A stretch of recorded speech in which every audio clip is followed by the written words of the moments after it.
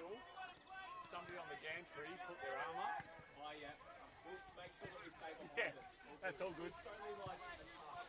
Oh, just a tuck? Yeah, not too much. Just a little bit. Just let me know when. A little bit more? Yeah, I think maybe just a touch more. Yep. Yep, perfect. Is that alright? Yep. Sweet, thank you. Thanks for that.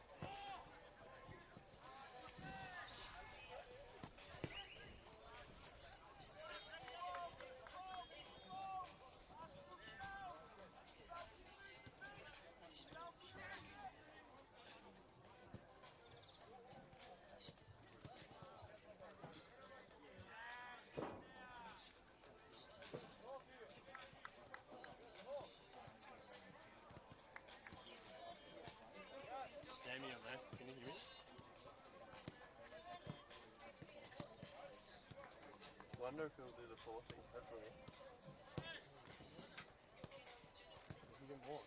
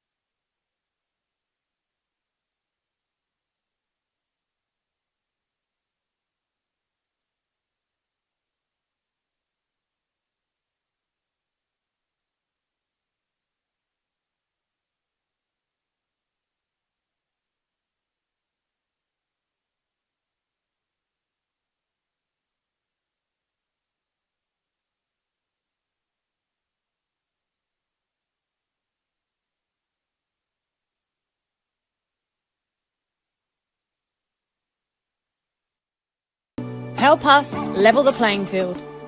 Sign the parliamentary petition today to fuel the growth and fund the game.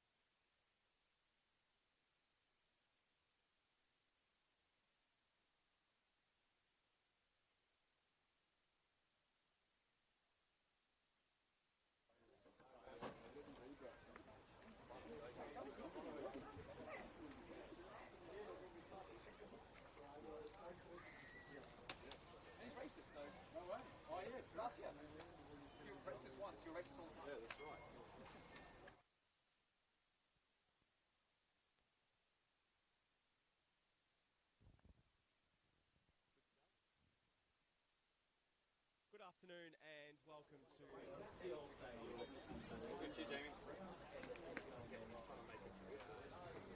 Hume City against St Albans.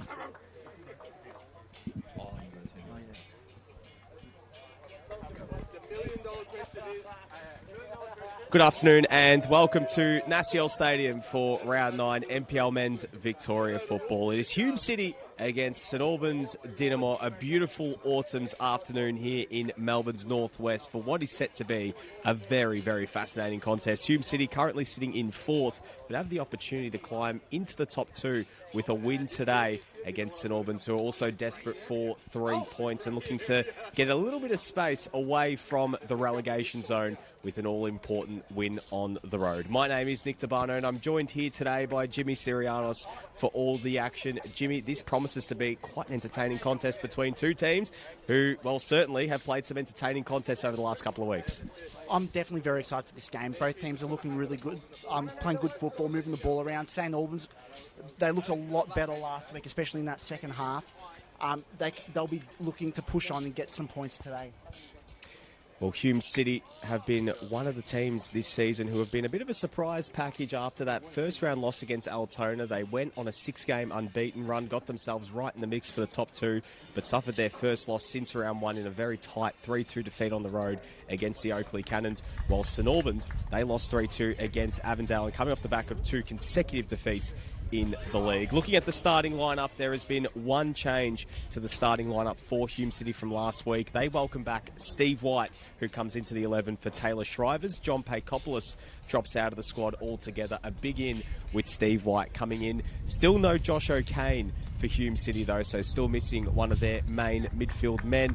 And meanwhile for St Albans, they have made 3 changes to the side that went down against Avondale. In comes Joey Cholina to the starting lineup along with Alec Sepivorowski. So only 2 changes to the starting lineup, I must apologise, with Fletcher McFarlane and Marco Juric coming into the squad. Out goes Atushi Inoue through suspension, Anthony Laban and Cruz Borg.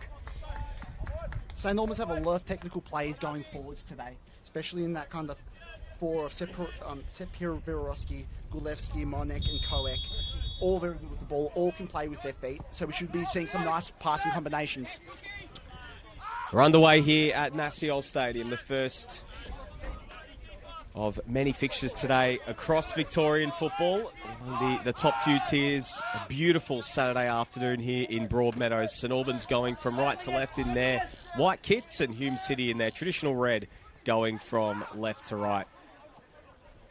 Of course, Hume City have been very good to start this campaign. They started it in that 3-1 loss against Altona and there were doubts cast over which way this season would go for them, but then they went on an incredible run, which included that win in their last time out here at home in the league against Preston Lions. But last week, perhaps, Jimmy, a little bit wasteful in front of goal and some key moments that opened the door for Oakley. And the one thing against Oakley is you don't want to give them even half a chance because they'll make you pay.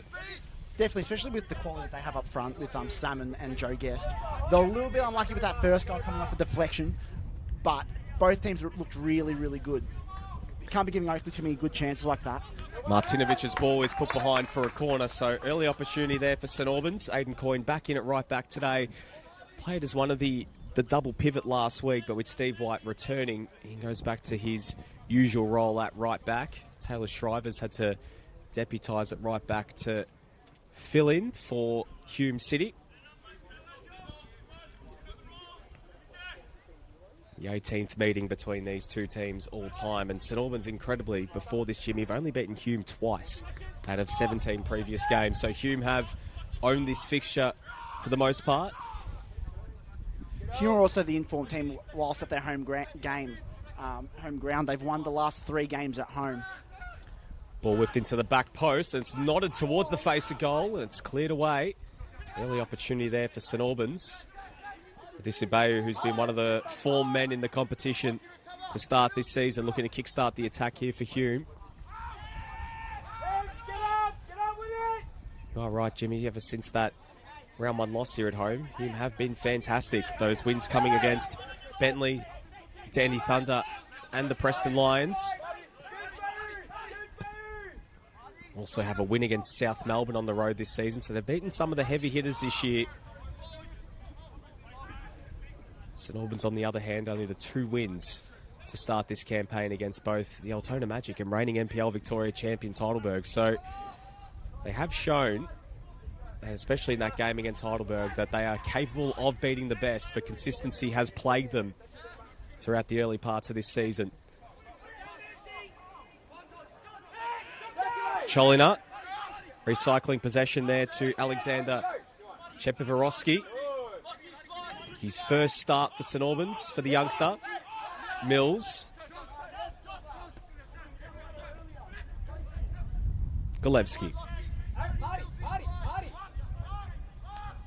Big opportunity today for Chepivorowski in the middle of the park as ball turned over there. Almost worked out for Bingham, but getting back was Martinovic. But with Anthony Laban missing today, Tushi Inouye missing as well, it's opened the door for Chepivorowski to step into the middle of the park and make his first start for the club.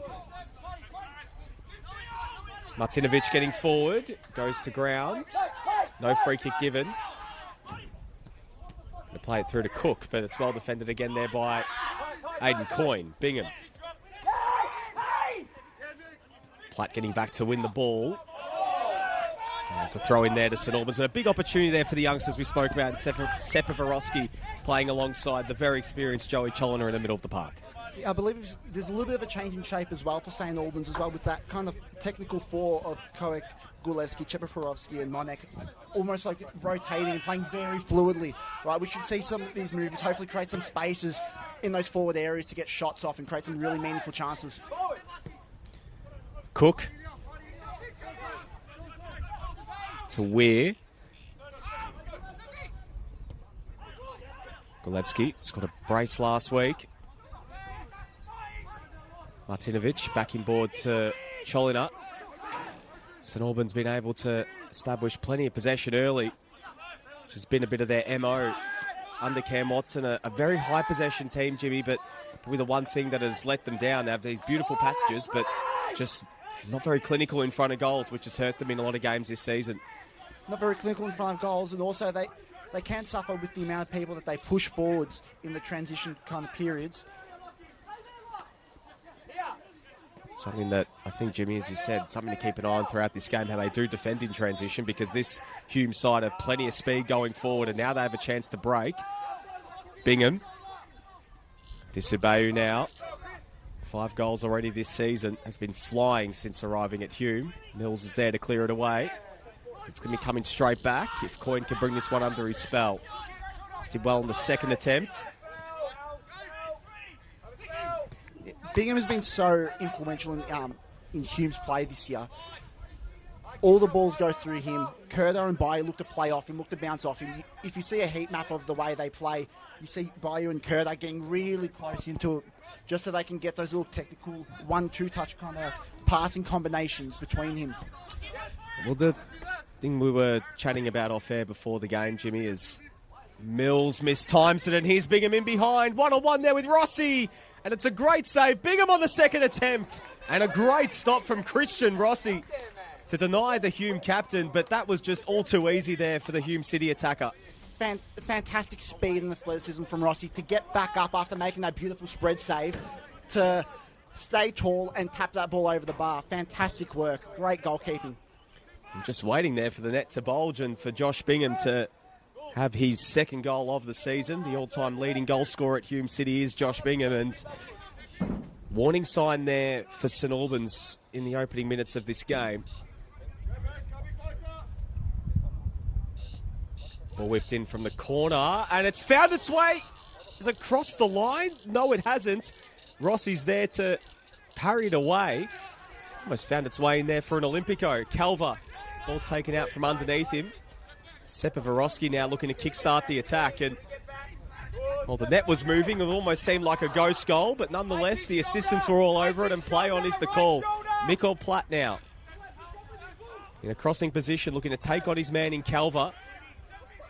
The two big bodies go head-to-head as Platt whips it into the box. Golevsky got ahead to it, and Oldfield is there to make the stop. But Jimmy, there for just a second, we thought maybe Hume City would have had an opener from that corner. Big lesson for Rossi here. There's a big wind coming so affecting the ball movement, especially in those crosses. So he'll be looking out for those from now on.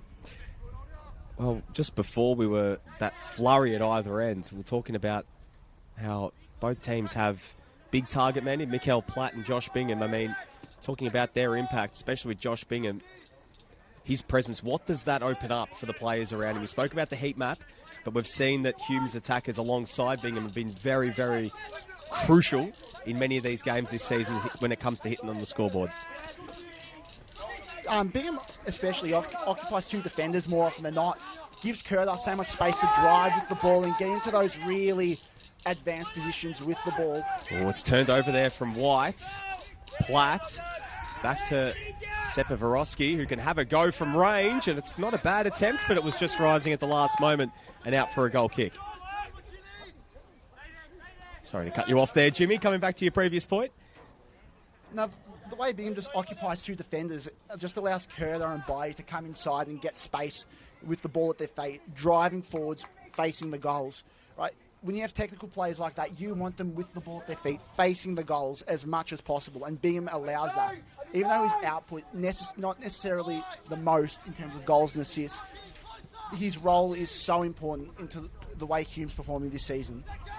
The fascinating thing about watching Josh Bingham over the last few years is seeing many different coaches have used him in many different ways, and we've even seen at times he's played as, we like to call a little bit of the Mario Mandzukic role, playing as the wide target man, but I feel like when he's now moved back to his natural role as a number 9, he looks most comfortable, and you can see it with the way Hume's been playing, as you mentioned, Jimmy.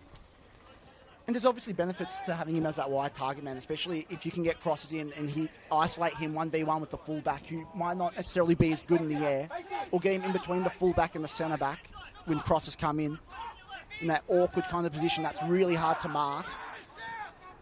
But this is definitely his best role as that kind of target forward. Here's Aaron Anderson stepping forward from defence. Kick-started that attack with a beautiful diag to Nick Cook. Something to keep an eye on today. There are those Aaron Anderson passes. Cholina back in the team today. Golevsky feeds it out wide.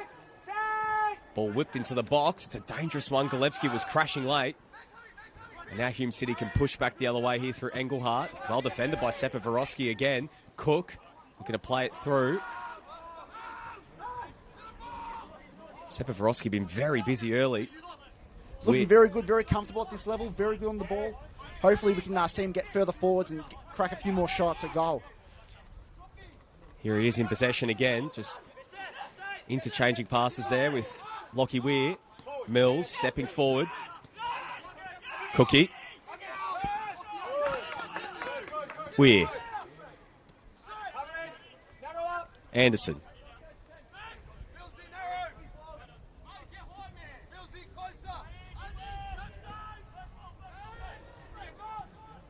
Golevsky's pass out towards Martinovic in a crossing position. Ball's floated in. Cook with a brilliant first touch. Still a chance here for the St Albans attacker. Bit of a tangle there between he and Aaron Calver, but Calver did very well. And he's there to clear it away. Such a steadying presence in the heart of that Hume City defence. Bingham does brilliantly. And here's Curtis looking to get forward through the middle and feeds it out wide towards Bingham. Sets a real task here for the Hume City captain, but just a bit too much on that one. And it rolls out there for a goal kick. Nick Cook's one to keep an eye on, Jimmy. Formerly of the Western United Academy. Scored quite a few goals in their promotion push back in 2024, but landed at St Albans midway through last season. Already has 2 goals to his name this year, but certainly a player who knows where the goals are and a player to watch today. Especially with St Albans struggling to find the net this season, only scoring 7 goals, I believe it was, at the moment. So we need to get those technical players on the ball, driving forwards, hopefully getting shots off at goal. Here he is in possession. Finds Mikael Platt. One of many players in this St Albans lineup playing against their former team today. Aaron Calver. Coyne. Engelhardt does well. Looks inboard to Steve White, who just lets it run. Beautiful composure, and his pass just has enough on it to find Kota Kador. And here's Bayou. Sets him free down this left-hand side. Red jersey's waiting in the middle. Kador offering short. Bayou looks to take it himself, but Joey Monek's there to get back and help out defensively. And now an opportunity for St Albans to go back the other way. Very open start to this game. And if anything to go by the early chances and just the state of the way this game is going, we're set for a very entertaining contest.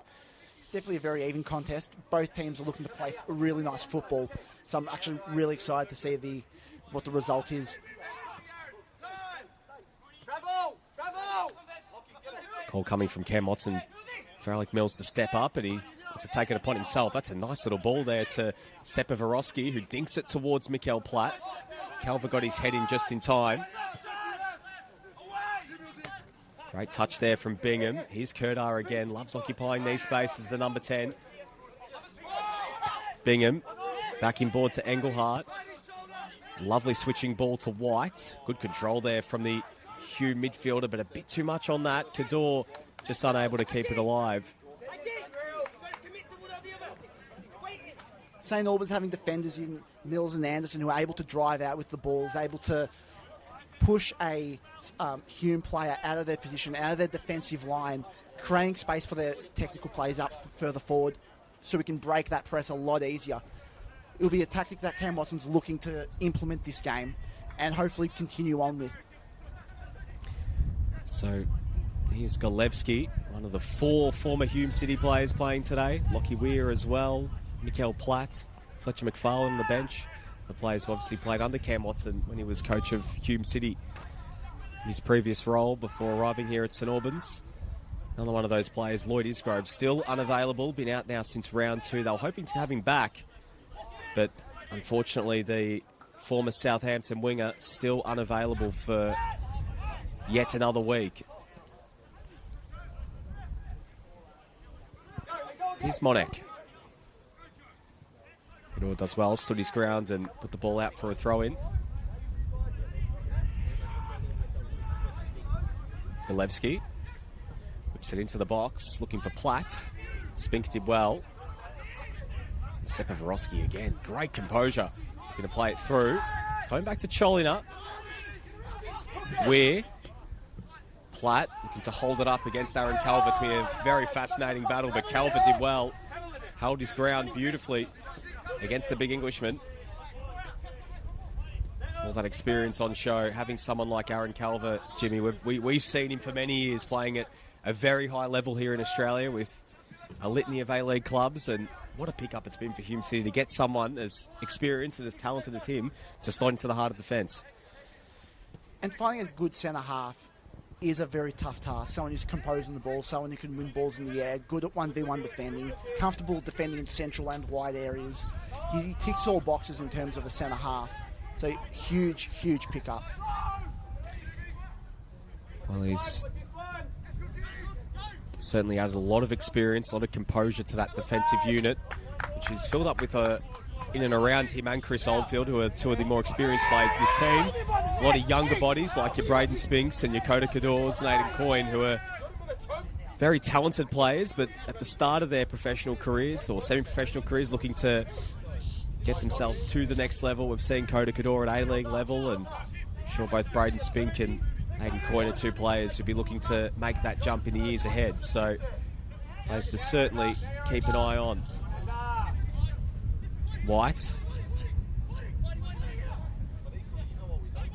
Going to play it through towards Bayou. A bit of a tangle on that far side between he and Martinovic, and that rolls through to Christian Rossi. Braden Spink, of course, was part of the Newcastle Jets Academy and as well spent time at South Melbourne last year in their Australian Championship success. And Aidan Coyne as well. 7 A-League appearances at Perth Glory, so as well has some A-League experience too, and comes from a very rich lineage of football talent in his family. His dad, Chris Coyne, a former Socceroo, Jimmy. Former West Ham player as well. Yes. Near and dear to your heart. Yep, and his grandfather, a former Wigan player. Near and dear to mine. Yes. As well, Jamie Coyne is part of that family too. So the Coyne surname living on in Australian football.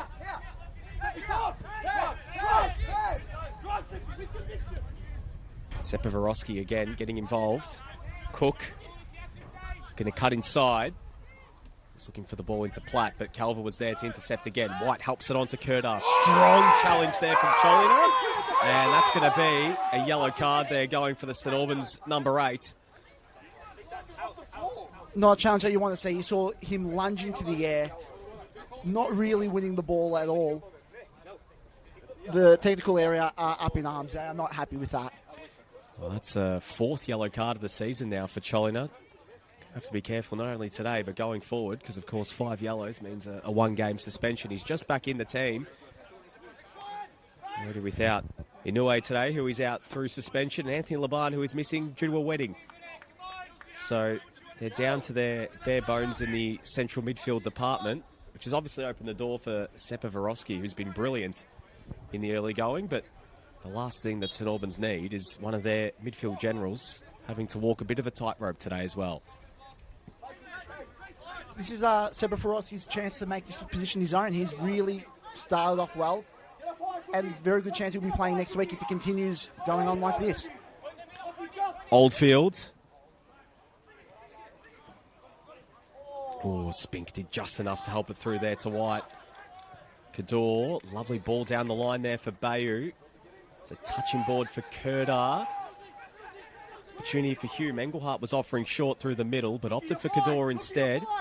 White jersey's getting back to help out defensively as White going to feed it through. Good touch there from Kerdar to get past his man. Goes to ground the edge of the box. And a free kick there for Hume in a very dangerous position. The composure from Oldfield to find that kind of difficult pass was brilliant, and they were able to build up so well just because of that. That pass took that attacker out of the play and were able to progress the play from there.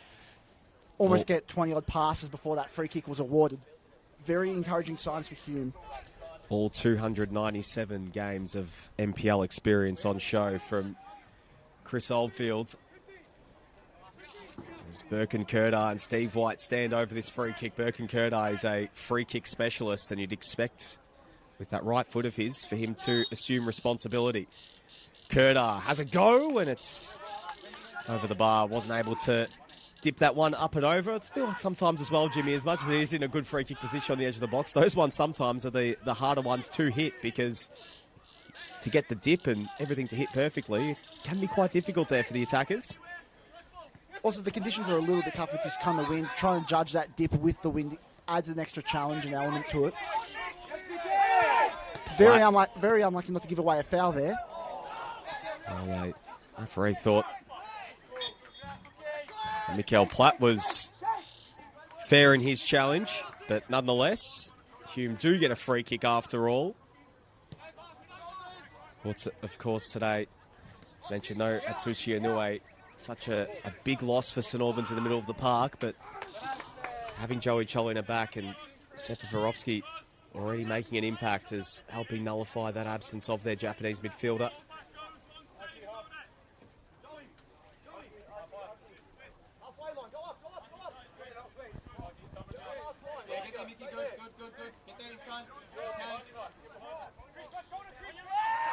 Golevsky.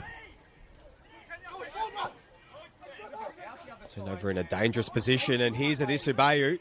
Can go himself and drags that shot wide of the mark. And Cam Watson not happy with that whatsoever. Josh Golevsky perhaps there, Jimmy, just sitting on the ball a little bit too long. I think it'd be good to highlight a slight little tweak that St Albans have done, is that in possession in phase one, the defenders are slightly more narrow. So if the ball is lost, they're a little bit more solid, protecting the goal, protecting the centre, just a little bit safer, rather than spreading the play like they usually would do.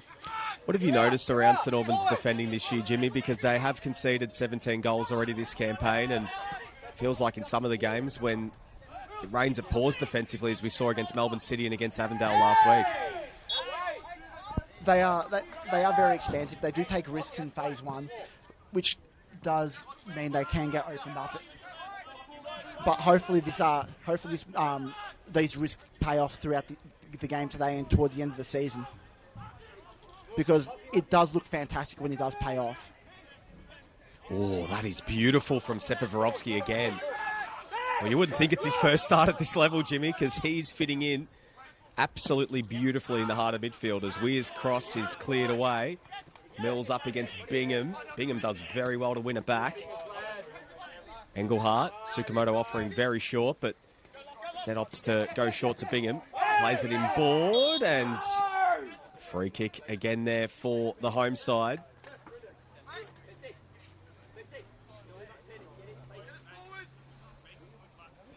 course, on the bench today for St Albans. Plenty of talents waiting in the wings. Ajak Dayu, Fletcher McFarlane, Emmanuel Peters, Jerome Sharan, and Marco Juric. Hume, Zahi Adis, Taylor Shrivers, Godfrey DeBelle back today, back in the squad in the last couple of weeks. A very handy inclusion up front. Turned over there. Mikael Platt able to win it back. Feeds it out wide. Here's Martinovic. We're going to take it upon himself. It's a back. Cholina goes to ground the edge of the box, and that's a free kick for St Albans. So, asking the question there of whether that should be a booking as well. Steve White gives away the free kick, and Cholina's still on the deck. But what do you think there, Jimmy? Do you think that was worthy of a booking? I don't think it was worthy of a booking. I think the intention was clearly to get the ball. Sometimes you see them get paid, but for me, I think it was just a late challenge. A late challenge. I was slightly clumsy rather than intentional to do pain. So running out that bench for Hume, Godfrey DeBelle, Mooney Batis, who is back after a long-term knee injury, and Frank Basasa, both backup goalkeepers, Damon Camilleri and Marco Bulic,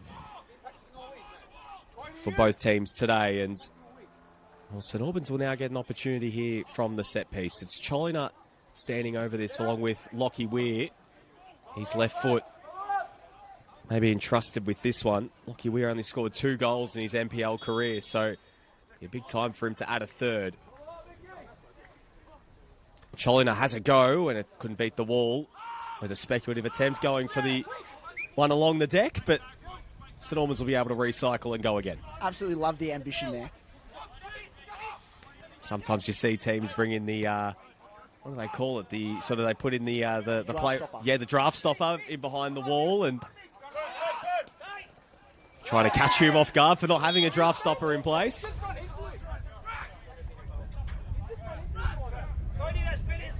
Cook there winning the free kick just in front of the St Albans technical area. As mentioned, Jimmy, these two teams played 17 times before today. Hume, 10 wins, 5 draws and 2 wins for St Albans. Last year, these two teams met in the final round of last season, and Lockie Weir not best pleased with that. Chris Engelhardt standing in front of that, and just some flashbacks to last week for a moment, with which what led to Atsushi Inoue's red card with his coming together. Ball lobbed into the box there towards Golevsky, and Oldfield is there to pick it up.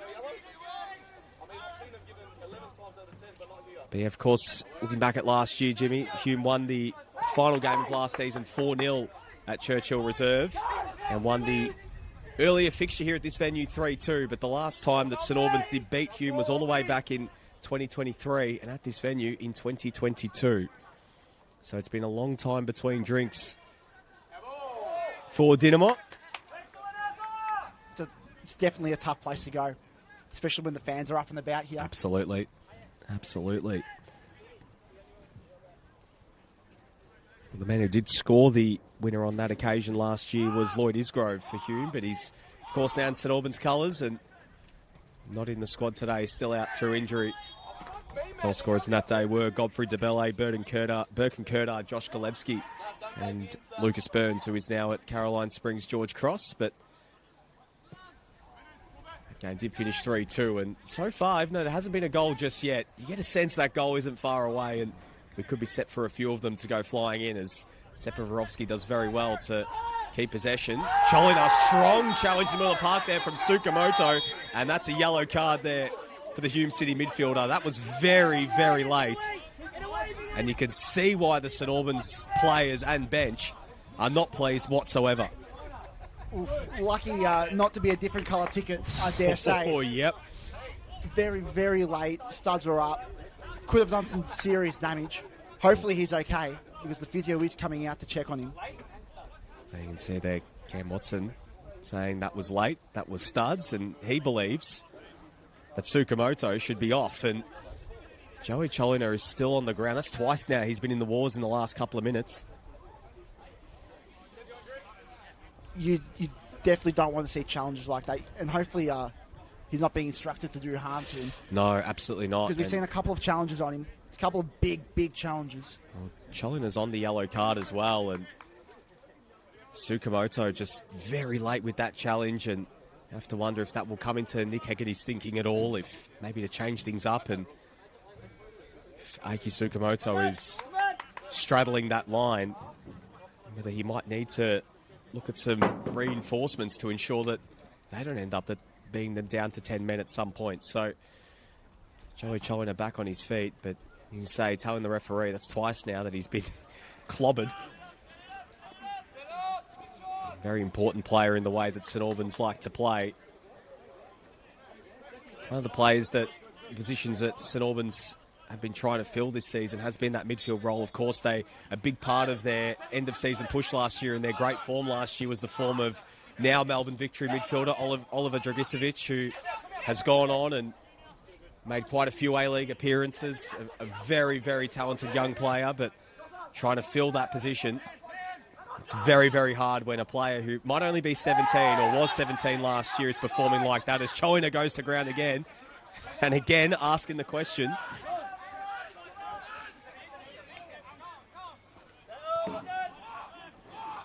This game the spice has really lifted in this one.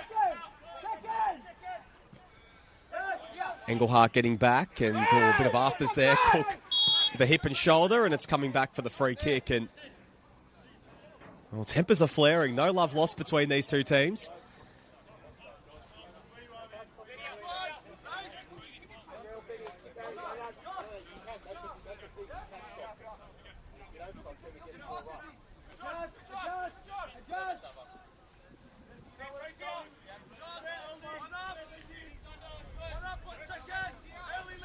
It's about half an hour played here.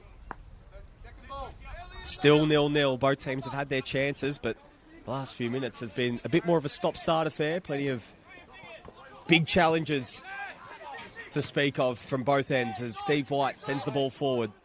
Mills got his head to it. Coyne. Not a bad ball. It might actually work out here for Engelhardt. Brings it under his spell, looking to cut in behind Lockie Weir, but Weir did very well. And Mills is there to clear it away first time. Platt. Lovely knock on to Cook. Back inboard to Platt. Under pressure there from Tsukamoto. Platt does well to get past his man. Looking to feed it through, but that was a good challenge from Coyne. Sepaverovsky. Looking to play it through, but I was looking for the ball through to Nick Cook, but a bit too much on that one. But again, every time he gets on the ball, Jimmy, he looks like he's about to make something happen. And it's a tough role that he's playing as well, because he often has to turn on the ball to try to find his players forward. Doesn't have a midfielder next to him more often than not. So in order to find another player further forward, he has to turn.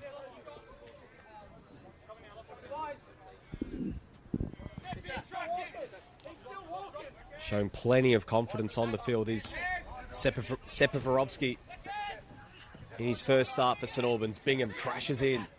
Looking to feed it through towards Bayou. The foot race is on. Anderson just cut across Bayou for just a moment, just to slow him down, but didn't make contact, so no free kick awarded there to the Hume City number 7.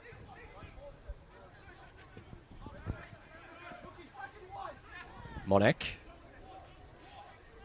Platt. Golevsky looking to flick it through, but just unable to find his man.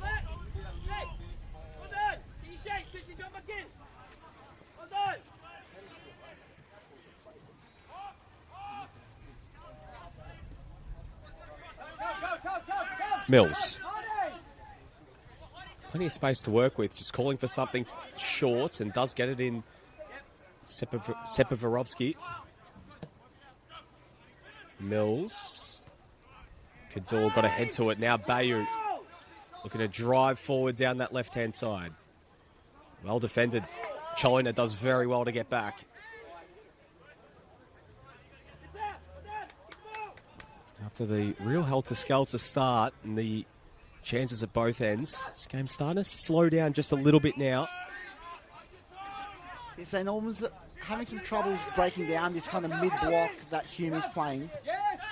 Well, that's better. Mills plays it in between the lines, and here's Monek looking to take it upon himself through there towards Nick Cook. Ball bounces around inside the box. It just needs a player to get a foot on it. But it's cleared away there by Coyne. He finally gets it away after a few extra seconds on the ball, and Anderson's there to mop up. Cholina keeps it alive. It's great work from Joey Monek, but just got past both Cook and Mikael Platt. None of them were able to get on the end of it.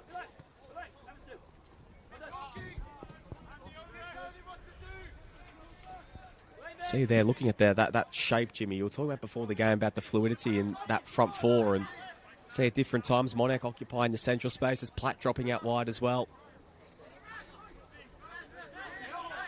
Ooh, a bit of afters there between Bingham and Anderson. And there was an elbow from Bingham. Billy Selesky, the assistant coach of St Albans, was not happy. He was all over it. And it's turned over. Sepivorovsky looking to play it through. It's a good ball over the top towards Monek, and Spink is there to mop up. Kador. It's been highly physical from both teams. Both teams throwing in a few elbows and a few afters on the challenges. Hopefully the referee gets a hold of this. Weird as well, knocking it out there for a throw-in, but really these last 10 minutes, it's been very physical.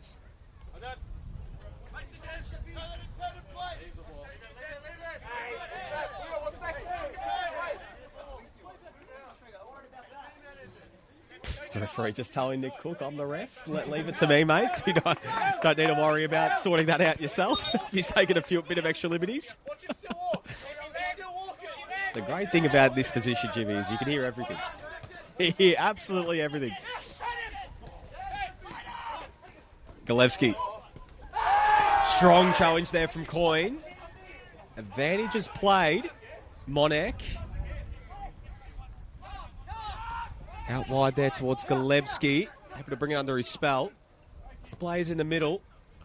Nodded away there from Calver. Bayu.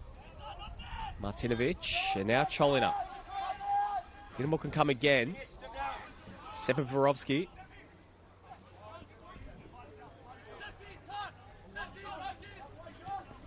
The way he's playing, he might be a smoky for this World Cup squad coming up. It's been everywhere. He's been absolutely everywhere. Fantastic on the ball. Ball whipped in from Martinovic. It's a dangerous one towards Cook. Just unable to get his head on it. It's cleared away there by Coyne. Weir nods it forward. And they're going to come again. Cholina. I wonder if the referee's going to call back going to give a yellow card to Coyne for the challenge earlier, which he paid advantage for. Oh, yeah, we'll have to wait and see on that one. Yeah, we still haven't seen a stoppage just yet, Jimmy, so he did pay the advantage, but it was quite a strong challenge on this near side. Platt does well to get around Aaron Calver. Good speed there from the Englishman, but Coyne's there to clear it away, and it's out for a throw-in. So now we will see just a talking to there from the referee to Aidan Coyne. No yellow card. No yellow card. Very lucky, I think. One of those ones where it's last warning and you're in the book.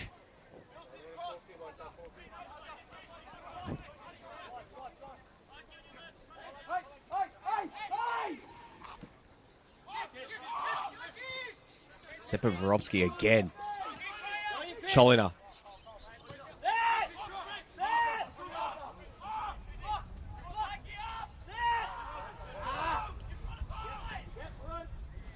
Mills. Long ball towards Cook. It sits up in the wind, and Calver was there to get across, and they win the throw. There is a really strong gale here at Naciol Stadium. Of course, this is one of the more windy venues in NPL Victoria, and we're seeing it today. I'm very lucky I brought a coat with me today. Oh, yeah. It's freezing. Oh, yeah, it's sunny, but you still feel the elements. Monek looking to take it upon himself, and he goes down. And what does the referee decide? Well, that seemingly was inside the box, but it looks as if the referee's going to pay a free kick. It's going to be, I think, a yellow card to Aidan Coyne. The St Albans bench are bemused. They thought that was a clear penalty. Just that flailing arm hitting the face. not what you want to see. Hopefully Joseph Monek's okay.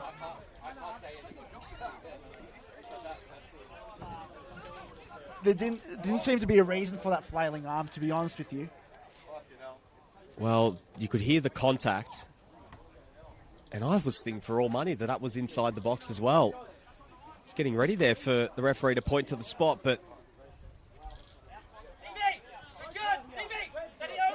Cam Watson can't believe it. And Joey Monek is just still receiving treatment, and well, the referee said it's a free kick right on the edge of the box.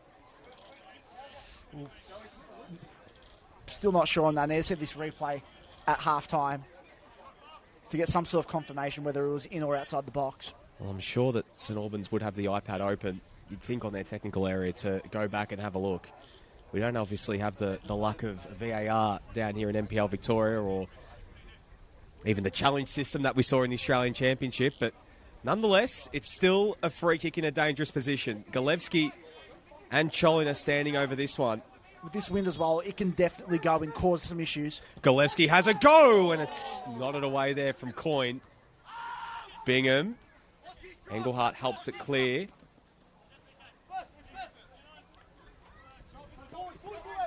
Kerdar. Free kick awarded there for Hume City. Well, that was travelling, that free kick there from Galevsky. We had a perfect view of it from our position, but Coyne just getting across to get his head in the way. And, well, it's still 0-0. There's been plenty of talking points already to come out of this first half.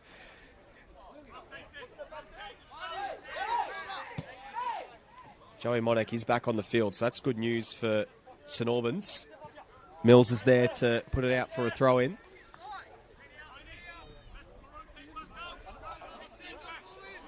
Don't think Bingham would be too happy with that ball given to him. He was made to run for it a little bit.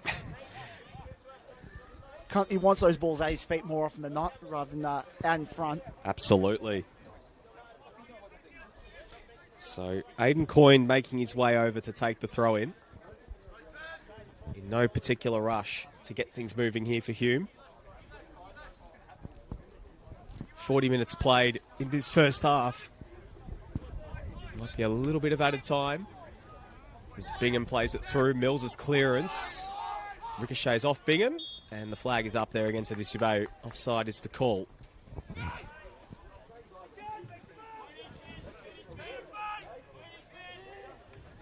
Well, you think regardless if how this game goes, Jimmy, that call there, whether it was a penalty or a free kick, is going to be a talking point coming out of this game. As Mikael Platz does well to ride the challenge of Calver, and he puts the afterburners on. He uses his size so well to turn on the ball with the defender right on him. And he wanted the free kick as well. He thought that Calver was nipping at the heels, but play on is the call. The sound of the challenges would suggest that he was nipped at the heels. Galevsky now in a crossing position. Sepaverovsky. Cholinar turns it over. Engelhardt feeds it out wide to Bingham. Isolated here with Mills. Plays it centrally inboard to Coyne. Kerdar flicks it through to White. Now finds Kador. Very well worked here from Hume. Bayou flicks it through. Unable to find Kerdar. It's cleared away by Mills. Good tracking there from White. Just need that little bit more composure from Bayou just to be able to turn on that ball and thread that ball just a little bit nicer, a little bit more composed, a little bit calmer. But definitely looking some nice pass and play from Hume.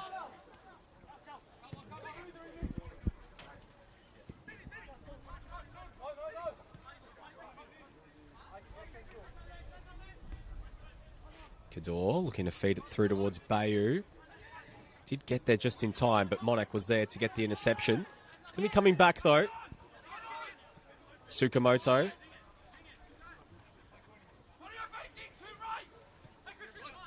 Engelhardt looks to play it through. Bayou is in behind, and Mills just got in the way to push Bayou wide. Comes back to Kerdar. Bayou comes in centrally, and it's well defended by St Albans and cleared away by that man again, Sepaverovsky. And it's out of bounds for a throw-in. And Adisu Bay did so well to get past his man, but that little bit of intervention there from Alec Mills just took him off his path and were able to push him wide, and that was a very dangerous moment there for the St Albans defence. Alec Mills did very, very well to in his 1v1 battle to push him wide, get him into a very difficult position to get a shot off. Martinovic. Cholina. Load of space for him here on this right-hand side. Platt. Good control there. Good hold-up play. Was looking for Monek. And the flag is up. Is that against Monek or Platt in that moment? Still trying to work out. Maybe it was, did touch Joey Monek on the way through? The way the game's gone so far, probably did, but it's been a very physical affair. A couple of late challenges. Absolutely.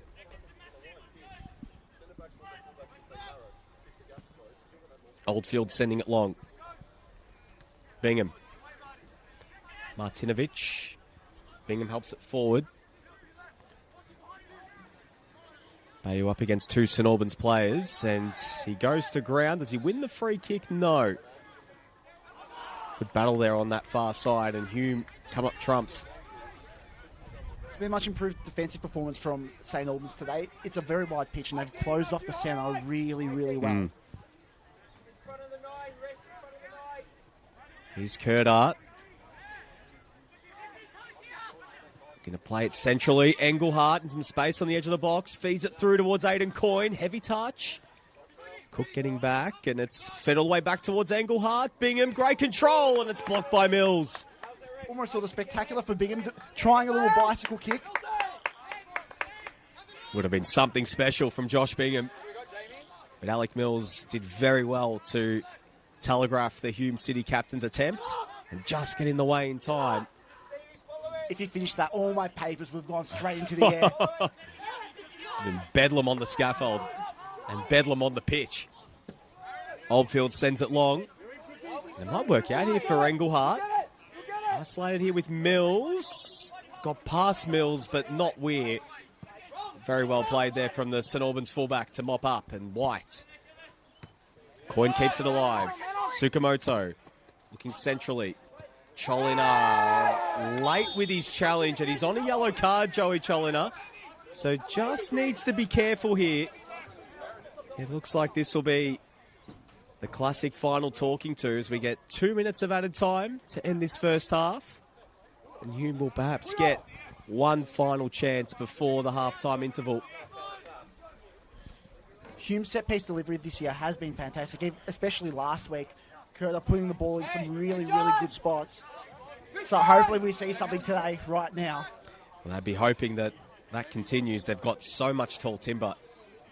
And what a way it'd be to end the half with, absolutely. With a goal from a set-piece.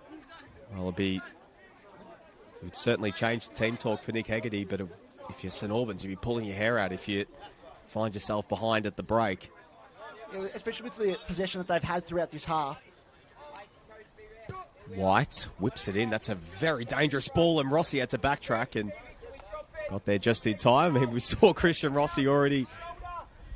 Had to recalculate that wind. Yep, we saw with the Olympico attempt earlier.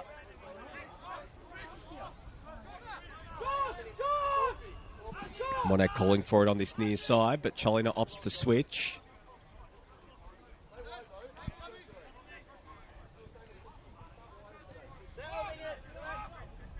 St Albans quite happy to just play the seconds in these final few moments of stoppage time. Mills plays it through. Now Golevsky. So maybe one last chance before the break for the visitors. Martinovic going to cut inside. Golevsky mops up. Gets to the byline. Has players waiting in the middle. Cross takes a deflection and he wins a corner. Mills did so well to draw out two defenders out so that they can create that space further forward to progress the play and win that corner. It's been very impressive today, Alec Mills. It's been one of his better performances.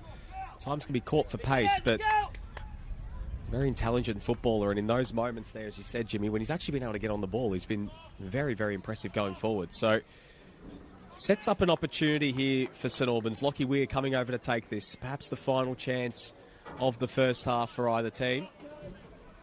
And what a moment this would be for St Albans to open the scoring right before the half-time interval. Weir whipped into the box. It's a very dangerous ball. It's not towards goal, and it's in. Aaron Anderson on the brink of half-time puts St Albans in front. Brilliant ball in from Lockie Weir. And Anderson, ghosting in at the back, scores his first goal in St Albans colours. We're talking about Kurda's delivery into the box, but Weir's one was absolutely fantastic. Put in a really difficult situation for the goalkeeper to judge, especially with the wind. That kind of slightly flatter ball going into the box. Keeper couldn't do much about it, especially with that header powering just into that top corner. Well, we were talking about minutes ago if Hume could get that all-important goal before half-time with their set-piece delivery, but it's St Albans who go back the other way and find the all-important opener. What a ball in from Lockie Weir and a great finish from Aaron Anderson. His first goal for St Albans, his second in NPL Victoria, and the former Melbourne Victory and Preston man has put his side in front going into the half-time break. There's been plenty of opportunities for both teams, some heavy challenges, some big talking points. But, Jimmy, it's been a thoroughly entertaining first half here at Naciol Stadium. It's been absolutely fantastic. It's great seeing St Albans taking those positive steps from last week and going even further this week with the football that they're playing and the passing combinations and little overloads they're creating in the wide areas. There is no reason why St Albans can't continue on to win this game. But Hume, this first half has been good. They have been creating some chances, but St Albans have been a lot more solid defensively and looked really good going forwards. We'll be back in around 15 minutes for the second half here at Naciol Stadium. The score here at the break is Hume City 0, St Albans 1.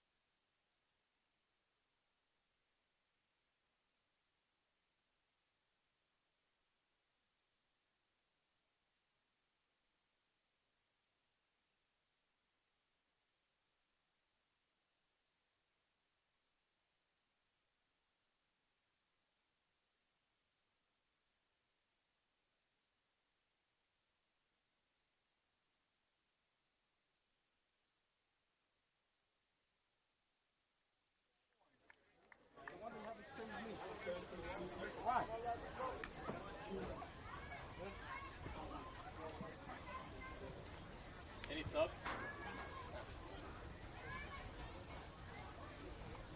Any sub?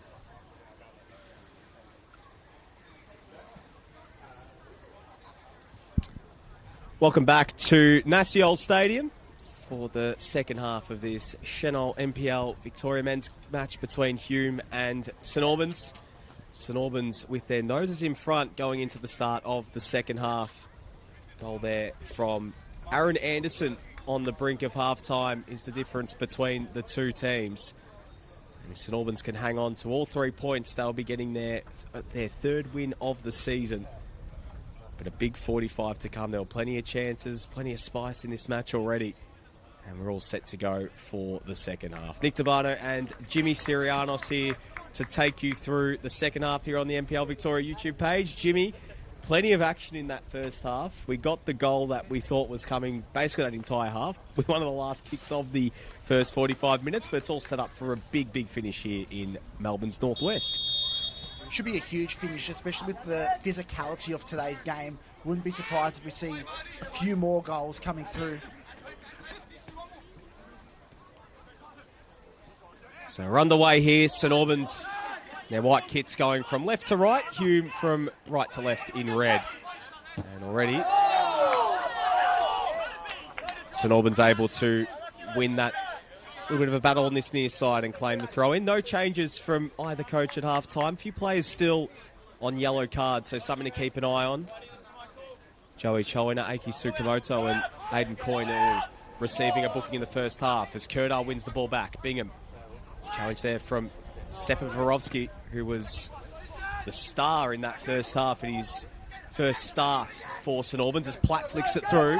Foot races on here between Calver and Cook. Collision there on that far side. Coyne's there to get across. It's a real task here for Oldfield. Oldfield sends it long. Engelhardt.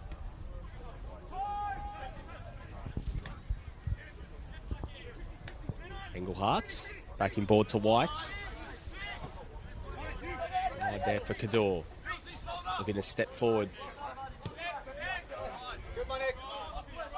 Sepaverovsky, Jimmy, was real talking point in that first half, just fitting in like a duck to water in that St Albans midfield. How impressed have you been for someone that hasn't played a lot of football at this level, but he's been able to really step up? We'll come back to that in a sec because Kerdar's now looking to have a go, but it's cleared away by the goal scorer Anderson. Choina knocks it forward, and the foot race is on here between Cook and Coyne, and Cook does win possession. Has Platt centrally. Getting back with Tsukamoto. Cook left his foot in late. And it's a free kick there to Hume City, Jimmy. We'd love to see Cook try to take him on 1v1 down that side, especially with Platt coming down in the middle for that cross. Hopefully it's something that we see more in the second half, but I do want to see these technical St Albans players get 1v1 with their defenders and try to take him on. What's the key here for Hume to turn this one around, Jimmy? What do they need to do in this second half to try and overturn this deficit? I think they just have to keep believing in their principles. Right? They definitely have talent with Bayou and Bingham up top, and Kerdar as well. So keep trying to feed Bingham. Bingham has to keep on trying to win those balls in the air and connect the play as best as possible, and the chances will come. It's just more about just believing in those principles, believing in that plan and style that they have been so successful with so far this season. Free kick there for St Albans. That was a tough challenge. Might have to get the replay up on that because that was pretty nasty. Well, we've already seen quite a few heavy challenges in this first half. I mean, the big one was the non-penalty call after the collision between Monac and Coyne, which did result in a free kick, whether that was inside the box or not. We had a look at it, and it is very much line ball. Our initial thought was it was a penalty. I'm still leaning more towards penalty. I don't know about you, Jimmy. I'm leaning towards penalty, but the view that we had the camera had just not conclusive.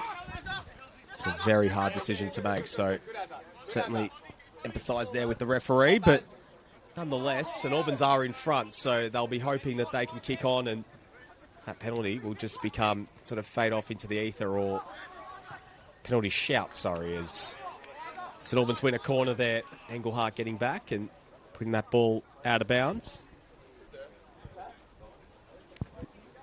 St Albans haven't kept a clean sheet since round 1 as well, so not only have they only won twice this season, they're looking for only their second clean sheet.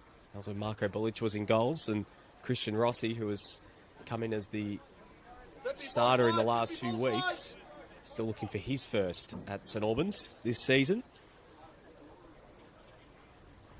Very lucky to have two very talented goalkeepers on their books.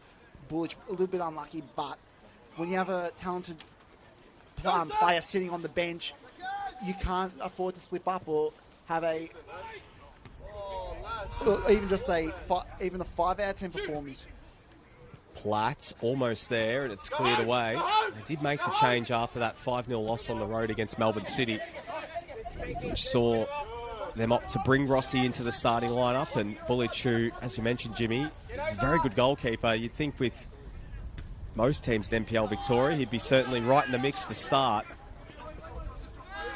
There's a whole litany of great goalkeepers in this competition, and St Albans have, more often than not, had great competition for goalkeepers when it was Bullich and Jackson Riley last year, but now with Rossi coming in, here's Monek. Wins the throw-in. Christian Rossi last year was such a talent for Altona Magic and one of the more underappreciated goalkeepers in the league, perhaps as well playing for one of the final sides, but was key in keeping Altona in the top flight.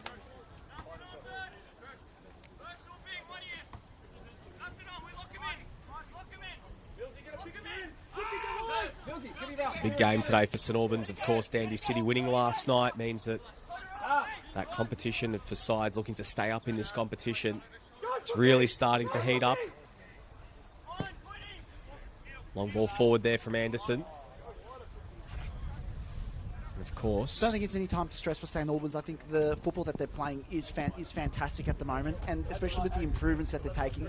Just keep believing in their system, keep believing in their football, and the results should probably turn. Well, the incredible thing the last 2 years, Jimmy, is they have been amazing finishers at the end of the season. They are almost second half of the season teams that get better as the year goes on. So if they can keep themselves with their heads above water and of course, stay even in the mix for a top 6 spot, which they can do if they string a few results together, then they can really make a bit of a charge. They have the talent to do so. Well played there. Bing almost won that ball there as the ball just kind of held up in that grass, but like it was a little 3v1, able to do that little rondo around him. Win today for St Albans, at least on the live ladder for now, would take them into 9th. So, big opportunity for them today. Here's Cook, isolated here with Coyne on that far side. Cook, twists one way, back the other. Where? Sepavorowski. Very late challenge there from Bingham. No free kick paid.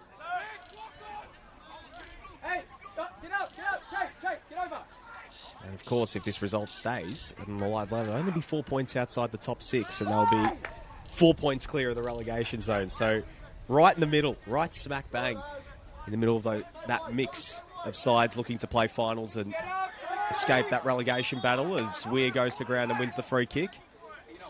St Albans have really been in control at the start of this second half, Jimmy. You know, I feel like that they've been able to really take a bit of the sting out of this game as well. They've improved so much over the last few weeks. A couple of changes where they're slightly more narrow. The centre-backs, instead of spreading the play, spreading out wider, they're tucking in a little bit in possession. So they're a little bit more solid for when they do lose the ball and able to protect the centre just that little bit better. Good work there from Platt. Monek has Martinovic in support on the overlap. Monek takes it himself, plays it into the box, nodded away there from Calvert. Forced to Platt, back in towards Cook. Unable to turn that one on target.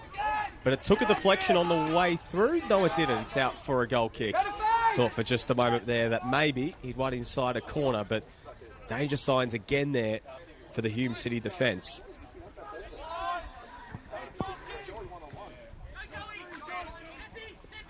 Oh, Spink almost turns it over and just was able to clear it away on the second attempt. Monek charging that one down. Kador up the line, and Anderson's there to nod it away.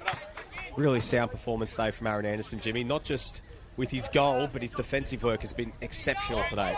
Both Mills and Anderson, that partnership has been fantastic today. Especially with shutting down Kadar, who loves to come in short. Great communication with that midfield, communicating when Kadar comes in short to create that little outnumber going into phase 1 to phase 2.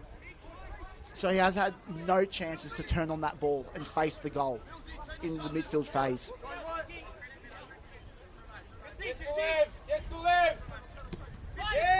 Bayou going to come in centrally. Martinovic rides the challenge and forces him back. Engelhardt. You do get the sense that if Hume are going to turn this one around, a lot of it is going to come at the feet of the likes of Kerdar and Bayou and Engelhardt. They're so important to the way that they tick, and especially in those attacking areas. So it'll be fascinating to see how long Nick Hegarty sticks with this front three when you've got Godfrey DeBelle and Munibatis on the bench. Munibatis, one of the quickest players in this competition, and Godfrey DeBelle as well, is a speedster by his own trade, but offers something a little bit different to Josh Bingham.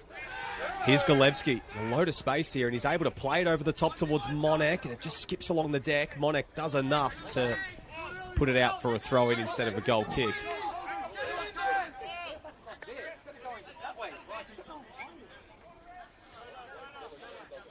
Cam Watson, of course, coaching against his former team today.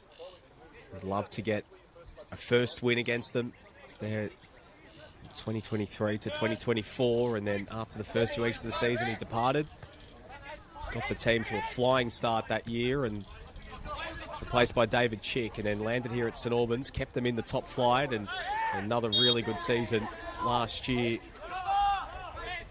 for the most part, and then, of course, they were able to stay up, and they were in the mix for finals at one point, but a bit of a tough end to the year.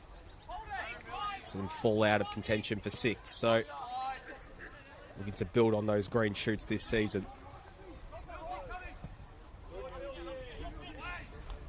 Well played from Mills. Weir. Cholina. Monek. Lovely ball through to Golevsky. That is some beautiful interplay there. And here's Martinovic steaming forward down the right-hand side. Monek's offering in support. Martinovic plays into the box, and it's cleared away.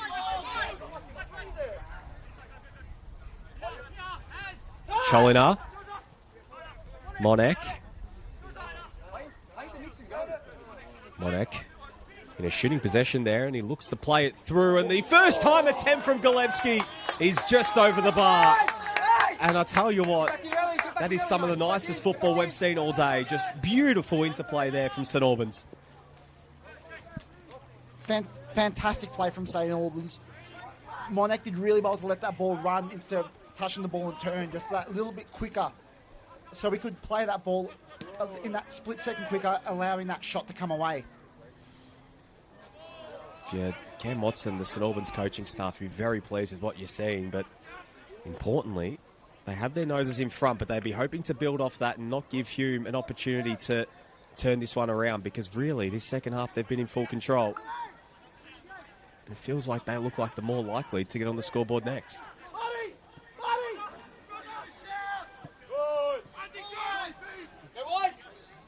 Martinovic just let it run for a moment, but didn't let Bayou beat him. Ooh, the ball's turned over in the middle of the park there from Cholina. Here's Kerdar.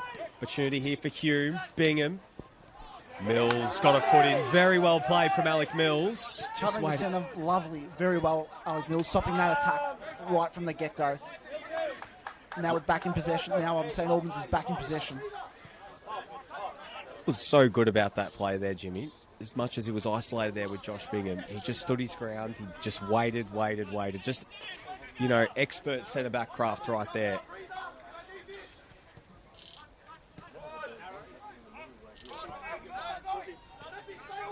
Looks like Hume are getting ready to make a substitution. The piece of paper being handed there to the fourth official. So some changes in the offing for the home side to try and get back in this one.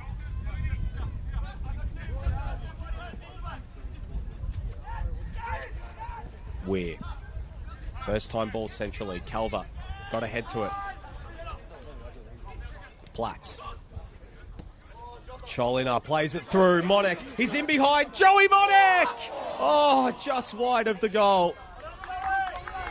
And what a chance that was to double their lead. Alton made himself really big, forced that shot to be taken a little bit quicker than he would have liked, and just sailed just past the post. Joey Cholina, what a pass to find Monek in behind. But as you said, expert goalkeeping there from Chris Oldfield to make himself big and put off the St Albans number 11. But wow, what a chance there for St Albans to double their lead. Gotta get across, Mickey! Gotta get across! Good!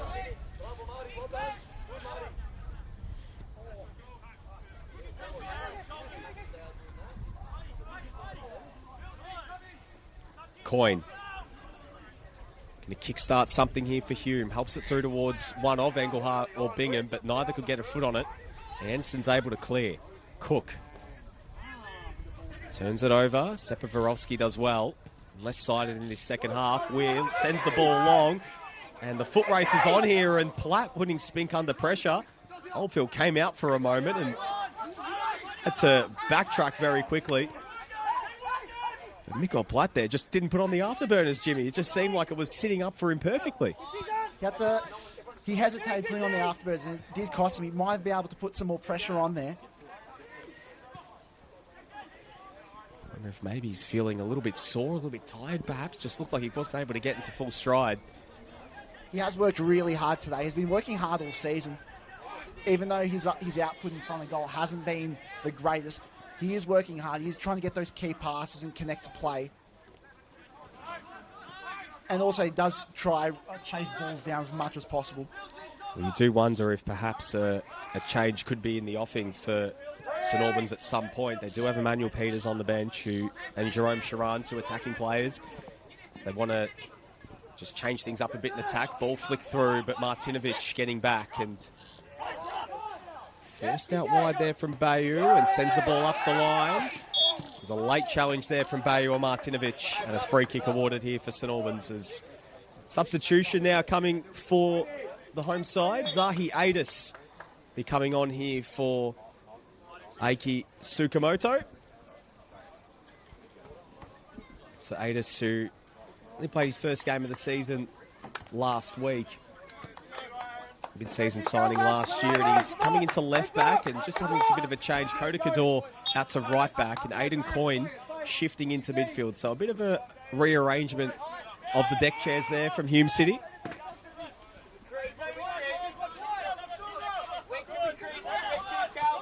When you have players versatile like Coyne, you can afford to make these changes, move the magnets about on the whiteboard, and hopefully get a new dynamic into this team. Ooh, Martinovic spots the run there of Sepavorowski, and it's cleared away. It's been a few times now where St Albans have gone from the short passing game and then just out of nowhere they'll hit that pass, Jimmy. And it seems like more often than not, they're in the right place at the right time. It's really nice to watch. Both teams have shown that they can change it up. Short passing, long passing, whether they have a 3 or a 4 in their build-up play, 3 or 4 in the back, in their build-up play. So they can change it up. They can offer some variety within the game and also change within the game as well, whenever the conditions aren't fitting a certain style of play.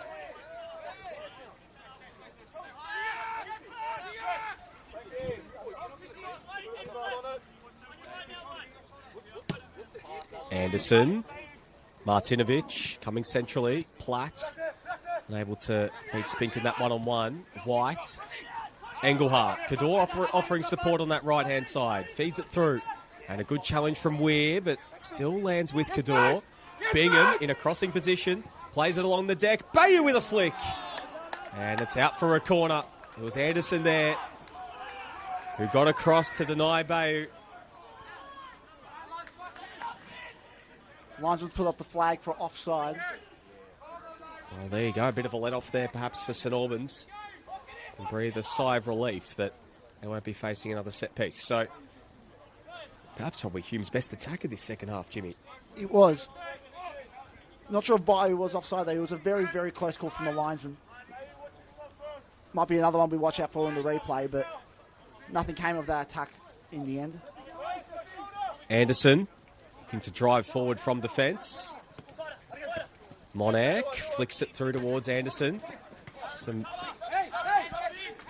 to play here from the St Albans players. Adis keeps it alive. Kerdar looking to play it through. Engelhardt as he timed his run well. He's in behind, but the flag is up.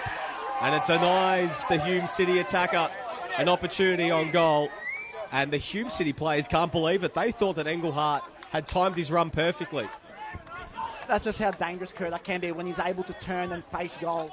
He played that ball brilliantly. Not sure if it was offside.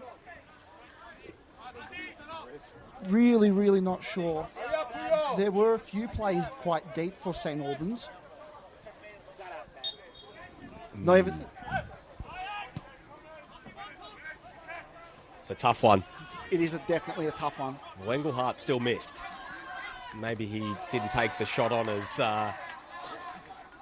as much focus behind the finish because he knew he was offside, but nonetheless, it's still 1-0. Still plenty of time for Hume to turn this one around. White looking to feed it through, but getting back was Monac. Is that going to go out for a throw or a corner? It's a corner. So an opportunity for Hume. They've been dangerous from set pieces. The only goal of today coming from a set piece from Aaron Anderson. On the end of that Lockie Weir corner at this end of the ground. So we'll see if Hume can even the ledger here. Burke and Kerdar will go over to take this one.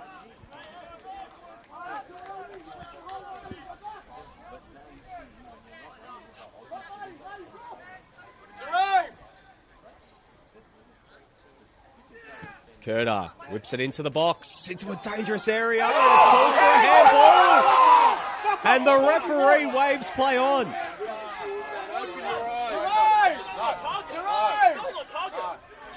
Oh, the hand was away from the body. Oh. They might have gotten away with one here. Was it in an unnatural position? Well, I've seen handballs given exactly like that. The Hume bench are not happy at all. They are questioning what even is an unnatural position. The arm was definitely out, up, away from the side of the body. Well, the referee had a perfect view of it as well. I mean, immediate reaction is, Jimmy, that probably should have been a penalty. But nonetheless, play will continue. Coins cross is blocked. St Albans getting ready to make their first change of the game. He's out for a throw in. It's going to be Jerome Sharan getting ready to come on here for St Albans. The 20-year-old attacker. 2 goals in the cup against Ballarat. Still looking for his first in the league this season. Former Huesca Youth Academy player. Second season now at the club. Kerdar twisting and turning. White feeds it through. Kador. There's opportunity here to cross. It's a good ball in, and Rossi got a hand to it. Bingham gets there at the back stick, plays it back along the deck, and it's cleared away by Mills. Such a difficult touch to perform from Rossi, running backwards against the fly with the ball, with Bingham coming in. Did very, very well just to get that little touch over him. Cholina. White. Anderson. Bit of head tennis between the two teams. Cook. Monac. Galevsky does well to ride the challenge. Cool, calm. Plays it short out wide, and St Albans in no particular rush to get things moving here. The call coming from the captain, Cholina, just to slow things down and relax. Martinovic looking for the run of Platt. See Mikael Platt looking a bit tired out there at the moment, so maybe it will be Sharan coming on for him. Cook can play as the number 9, so maybe that is the thinking of Cam Watson, to bring on Sharan out wide and move Cook centrally if Platt is a bit too tired for these last few moments.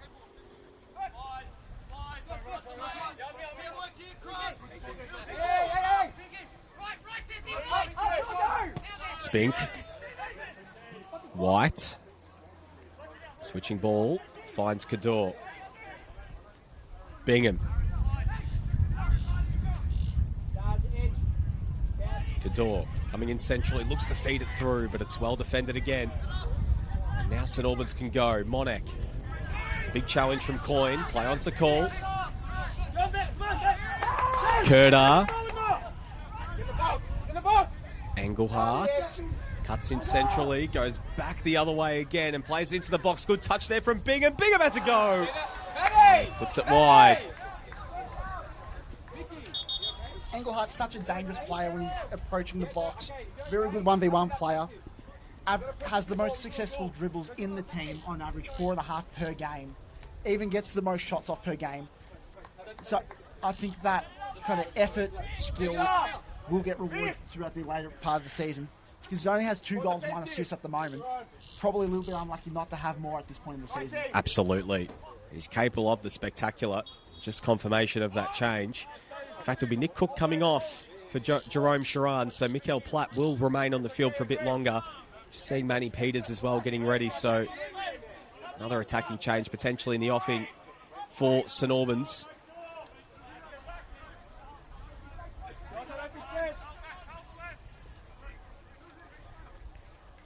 Hume have done a lot better in the last 5 or 10 minutes to start putting this St Albans defence under pressure.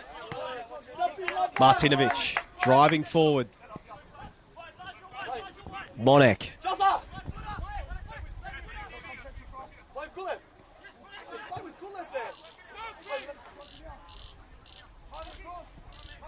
Sherrard.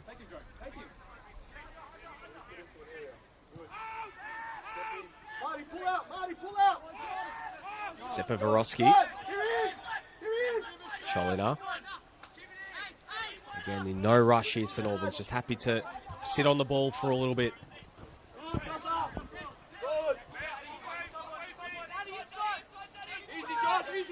Cholina again. Hume being very stubborn in their little block here. St Albans trying to move the ball around, trying to find some sort of space to go forwards, but Hume staying really, really solid. 72 minutes played. Still Aaron Anderson's goal is the difference between the two teams. There's been a few flashpoint moments already in this game. You get the sense these last 20-odd minutes will be full of drama. St Albans look to close this one out and Hume look to turn this one around. Just stay here! Don't drop! Don't drop!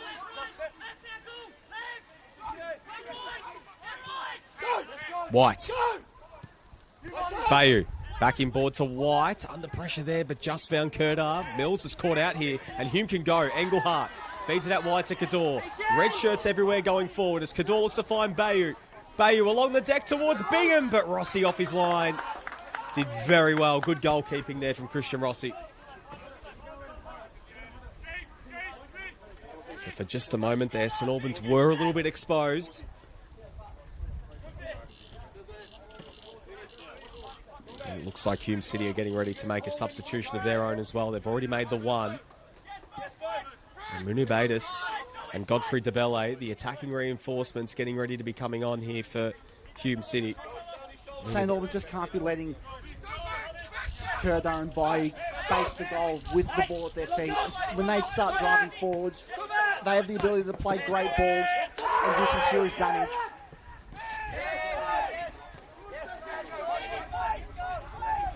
White, Bingham, good hold-up play there from Bingham. He win the free kick? No, advantage is the call. Engelhardt plays it out wide. Ball along the deck from Kerdar and it's cleared away. Sorry, it was Cador. Bingham. Here's Kerdar. Engelhardt twisting and turning and playing it back out wide. Ball into the box. Bingham helps it down and it's cleared away by Golevsky. Yeah, that missed cross from Kerdar was very unlike and didn't really get his head up to find the correct pass. Went straight into the St Albans defender. Good ball from Spink. Adis does well. Gets to the byline. That's a good challenge from Martinovic. And it's out for a corner. Michael Martinovic has been very good today, Jimmy. He's had a tough task against Adisu Bayu. He's passed it so far with flying colours. And Bayu being arguably one of the best players in the league so far this year. White back to Kurdar in a shooting position. Kurdar again calls for a handball. That one perhaps a lot less obvious in their appeal compared to the one more previous, but I think it was a pretty ambitious call for handball. I think he just hit him in the back. the Hume City bench were adamant again that there should have been another penalty or a penalty on this occasion. But they do get another corner here. Taken quickly, ball on the deck. Engelhardt takes it first time, but it's well over the bar. And out for a goal kick. So that play straight from the training ground goes to no avail for Hume City. And they will make a double change here. So Birkin Kurdar is going to be coming off here for Munib Adis.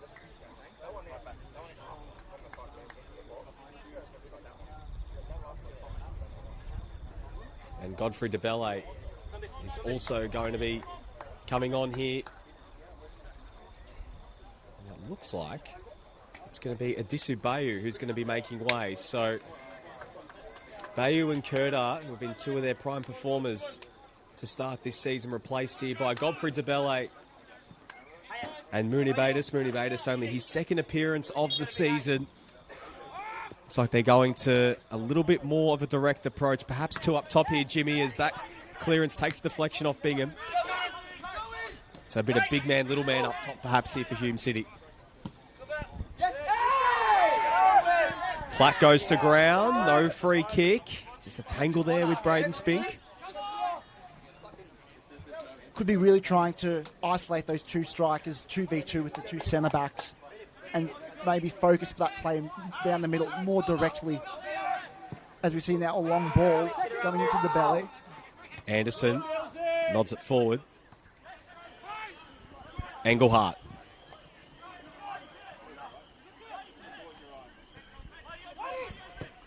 Long ball forward there from White. It sits up okay here for Cador, who plays it in first time, and Mills is there to nod it away. Coyne. Engelhardt.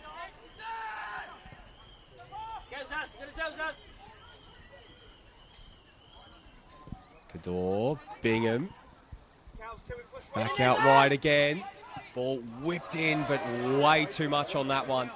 And it's out of bounds and out for a throw-in. So we'll see St Albans make their second change. Emmanuel Peters is going to be coming on along with Ajak Dayu. So a centre-back and an attacker coming on here for St Albans. So perhaps in response to going two up top, bring on another centre-back to try and shore things up, Jimmy.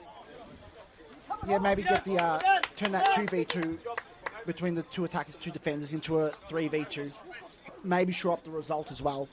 Give them a little bit of reassurance in possession as well, going from phase 1 to phase 2. So just getting confirmation of what those changes will be. Mikel Platt is on the ground there. There'll be Michael Martinovic, who is actually going to be taken off here for St Albans. He's one of those players being replaced. Wonder if perhaps... We've seen Joey Monek at times play as a fullback as well, if maybe there'll be a change of shape.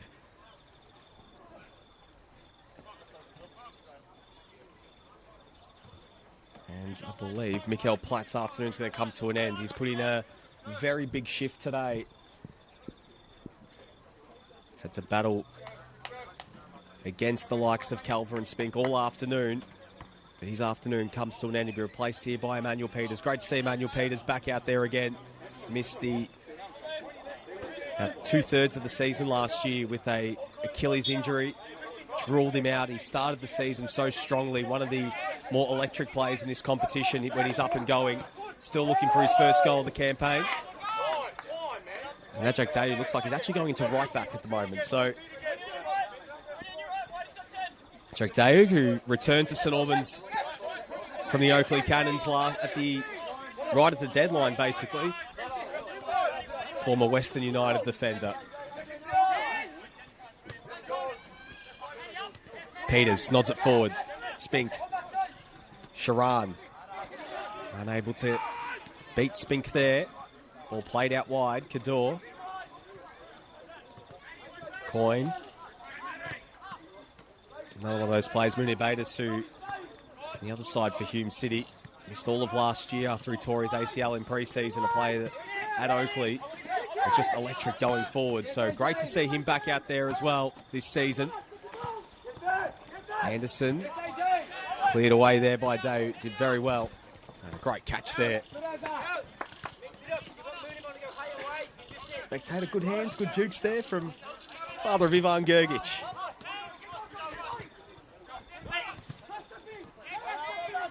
Coyne did very well to get past his man and a second. Zahiatis plays it into the box, looking for Bingham or Mooney Batis.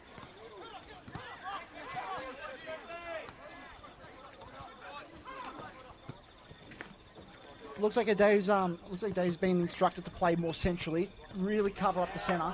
This might open up some play on that wide left for Hume. We'll have to wait and see on that one, especially if they can get a quick switch across. Might ruin the entire defensive shape for St Albans. Peters tussle on that far side, and he left a little bit of a late challenge. There's some afters here between him and Braden Spink, and well, we don't like to see this whatsoever. It was a very late challenge from Peters. Braden Spink took exception to it, and tempers have been flaring all afternoon. And we will see what the referee decides here.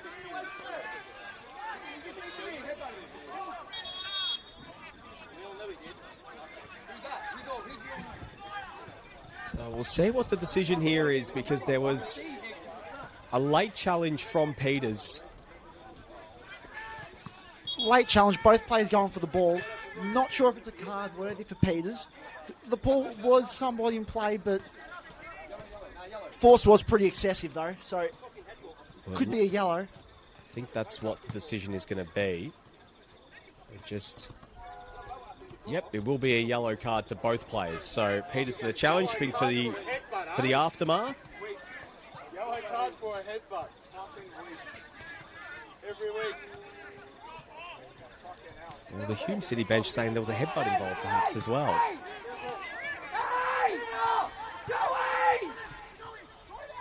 Taking a look here, Hume City I think want to take this free kick quickly, because look at Zahiatis on this near side here, Jimmy. He's in an absolute panic. Which way is this free kick going? Is it a free kick? Is it a throw-in? There's confusion everywhere at the moment, it seems. Looks like the foul wasn't even called. No, I think it was just for the afters, and well, I think after all that, it's going to be a throw-in to St Albans.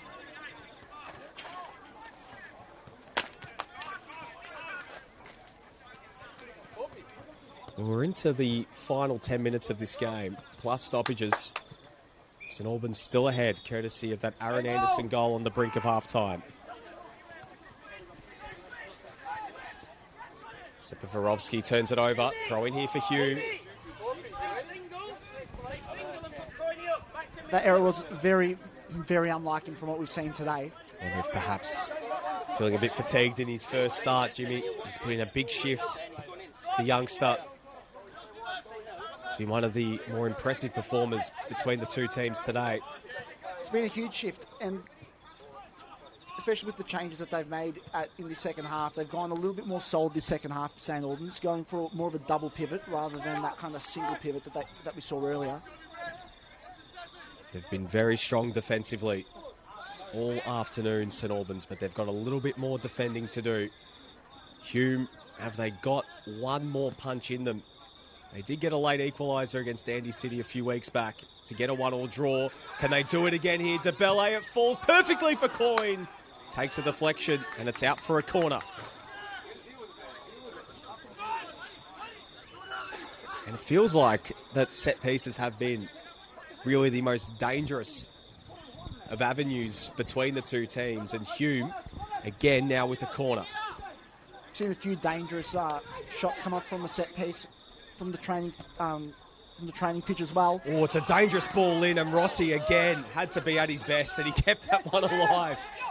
It's the corner from Chris Engelhardt, and it's going to be coming straight back.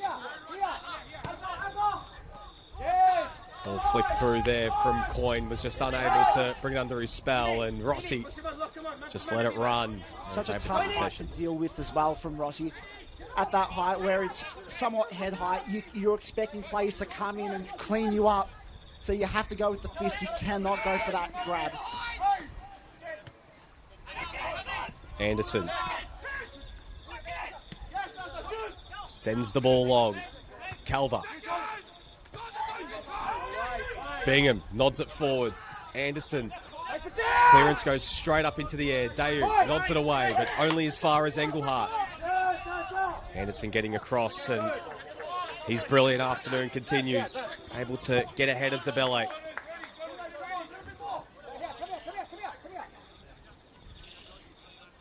Zahi Adis now to take the throw in. Engelhardt lets it run. Going to skip past Dayu, gets to the byline, floats it in towards the back post. Kador. And it's out of bounds and out for a goal kick. So a sigh of relief there for the St Albans defence. Shoring up the middle for St Albans has caused some complications on the left. Monek has to work really, really hard to cover up. So Hume does not exploit that left-hand side. 86 minutes played. Still 1-0. Still plenty of twists and turns you'd expect in the offing in these last few minutes. Can St Albans hang on? Can Hume pull something out in these last few minutes? Coyne. Adis. Monek. Peters. The run there from Golevsky. Monek making the run centrally. Golevsky just holds it up and waits just a moment.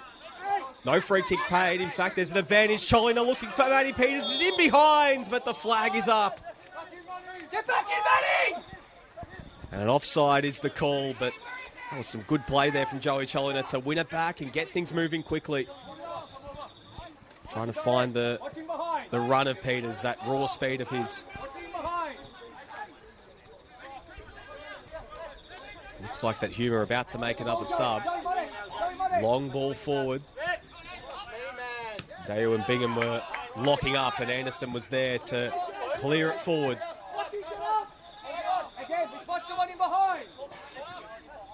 Cam Watson marshalling things for that defensive unit.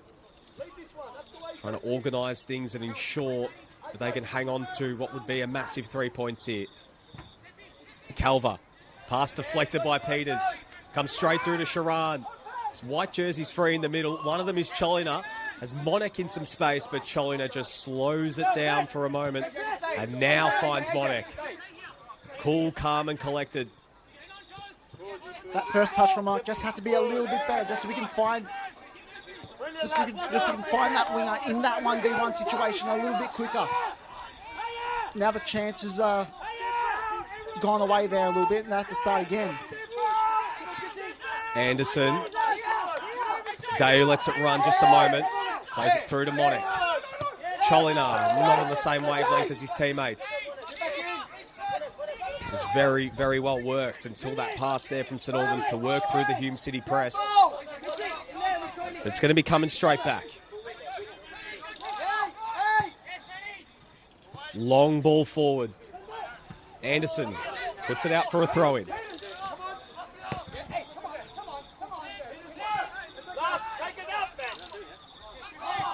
Engelhardt.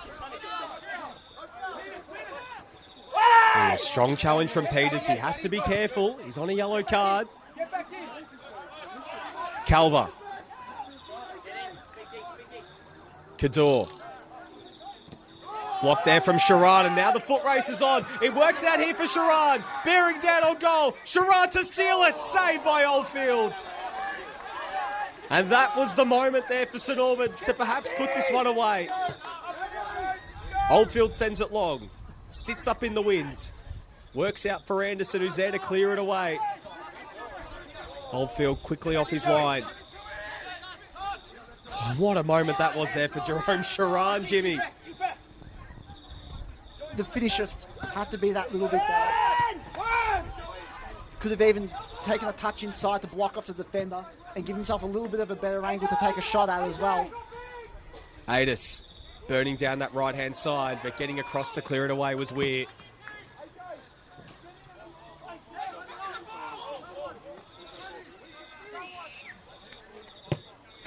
Throw in again here for Hume. You could just see the danger of the speed of Sharan going against the tired legs of Kota Kador.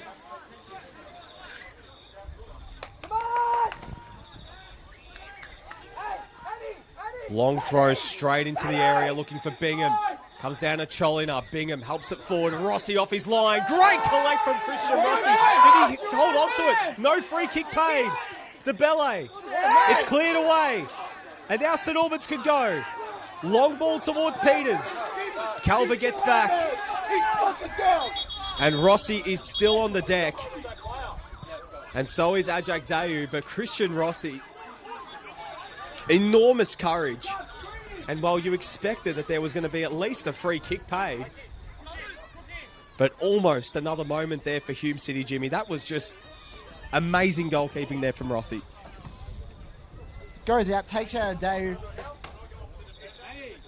and just gets a little bit lucky perhaps, as St Albans didn't really deal with that very well. It's not the first time today where they haven't really dealt with the ball well inside their box. And in these dying moments, you really don't want to be concerned from just not clearing your lines as soon as possible.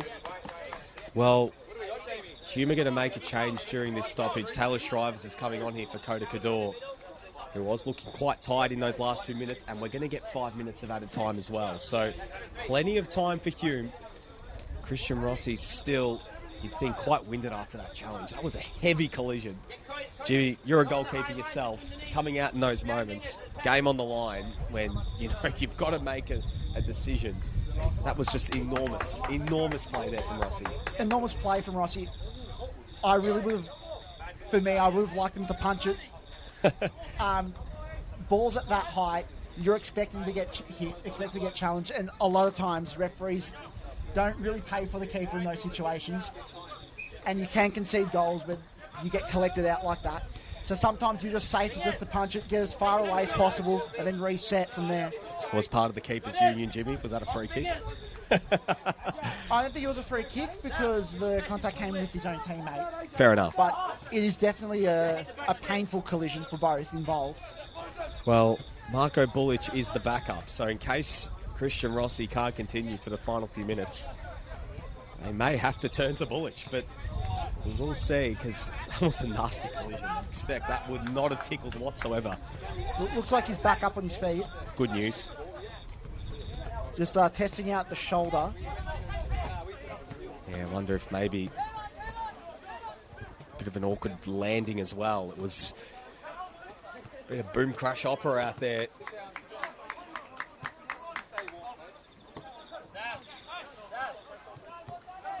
So we've already played technically 3 minutes of the stoppage time, Jimmy, but of course we haven't actually really had any action, so there's still going to be probably a lot more time added on.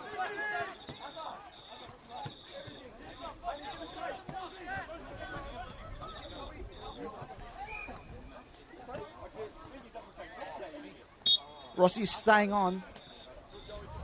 A little bit of a discomfort, I suspect, from Rossi, but obviously good enough to play. Play continues. Great touch from Peters. Here's Peters. Calls to go to the corner. He looks centrally for a moment, and he's still going here, Manny Peters. Went right to the byline. Did he keep it in?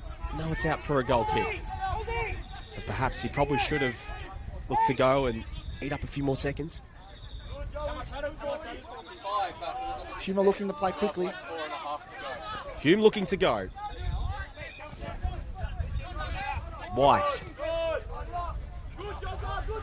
Cam Watson's really nullified that long weapon by putting in that extra centre half in there just to make sure that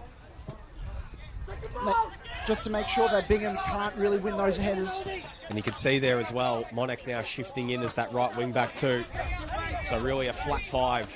Just to make sure that left side isn't left wide open. Coyne. Isolated with Dayu coming across the helpless Monek. Is it a St Albans throw-in? It is. That's a big win there for the visitors. And they can take more precious seconds off the clock. This would be a massive, massive 3 points for Dinamo if they can hang on. Dayu up the line. Peters. Good touch. And he wins the throw-in. That's celebrated like a goal there for the Dinamo bench. Looking at safety first, long balls down the line. Try hold it up and win other throw-ins. Ref has called him on. Dayu launches it forward to Peters again. Golevsky back towards Peters. Cam Watson yelling for him to get on his bike and get forward. But it's a throw-in here for Hume. Peters did really well with his back to goal to control it down there and play that ball. But unfortunately, nothing could really come of that. Shrivers back to Oldfield. Nick Hegarty calling for Oldfield just to take it forward and send it. Oldfield up towards Bingham and DeBelle. Mills got ahead to it. Adis. Mills did well, and Monek just first time clearance, just trying to get some territory. It's come straight back to Oldfield.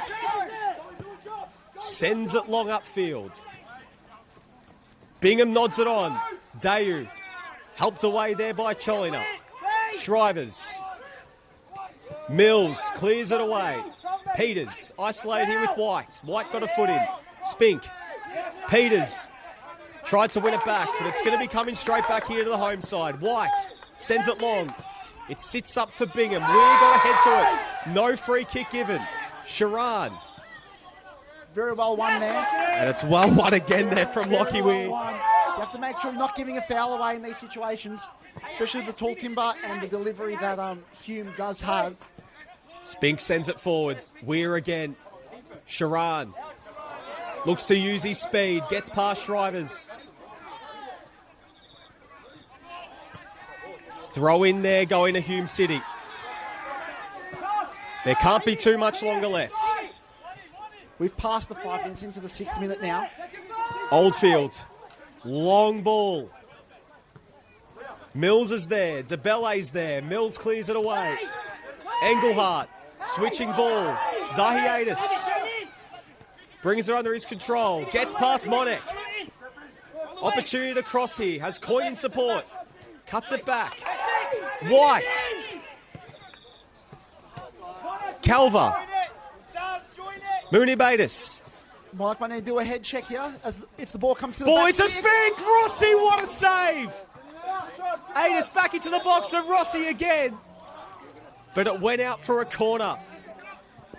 Monak is very, very sore at the moment, struggling to play on to this game. Very lucky if the ball went to the back stick. Monak might not have been able to get there. Well, Oldfield is up from the back. They're throwing the whole kitchen sink here at this one, Hume City, to try and get something from this game. Engelhardt on corner duties. You'd think this will be one of the last kicks of the game. Engelhardt into the box. Rossi gets a fist to it. It comes straight back out. White on the first time attempt, and it's over the bar. And Hume are about to make a substitute. Sorry, St Albans are about to make a substitution. Has to take more time off the clock. It'll be Fletcher McFarlane to be coming on here for the final few seconds. He's only made the 3 appearances this year, but this is in fact, I believe, his 100th NPL Victoria appearance. He'll be coming on here against his former team, on for Josh Golevsky, who's put in a really good shift today. So more defensive reinforcements on here for Dinamo. But they're almost there. They can smell it now. Christian Rossi, a massive save. Sends the ball long. McFarlane helps it on. And Monek is there just to nod it forward. He's in a lot of pain, but it won't matter. St Albans come away with a 1-0 win on the road. A massive 1-0 win at that. Aaron Anderson's goal on the brink of half-time, enough to separate the two teams. And St Albans claim a huge 3 points in such a tightly fought affair. Christian Rossi with big saves. Plenty of big challenges, plenty of talking points to come out of this one. But St Albans Big winners today, Jimmy. Absolute huge performance from the defensive unit. Rossi even going down injured in that last 5 minutes. He's clutching his shoulder now, so hopefully he's okay. But big performance. Mills and Anderson kept the ship real steady. Really made the centre absolutely certain. Didn't allow Hume to create too much chances through that centre of the park. Well-deserved win from St Albans, I must say. Absolutely. Christian Rossi, you can see holding his shoulder. And I tell you what, Jimmy, he made that save right at the end there after that big collision. And I tell you what, a courageous performance, as good as you'll see in NPL Victoria.